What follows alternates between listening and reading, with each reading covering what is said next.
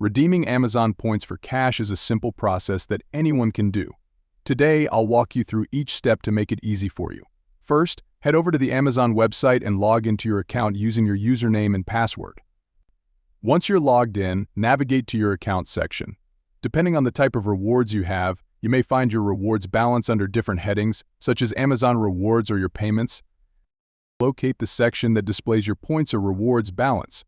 Here, you'll be able to see how many points you've accumulated. Look for an option to redeem your points for cash or statement credit. This option might be labeled as Redeem Points Rewards or something similar. Click on this option to proceed. Within the redemption options, choose the Cash Redemption or Statement Credit option.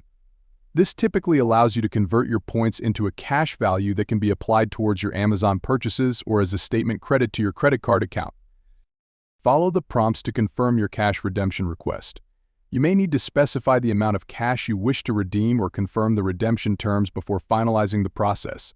Review all the details to ensure accuracy, paying attention to any applicable fees, redemption thresholds, or processing times.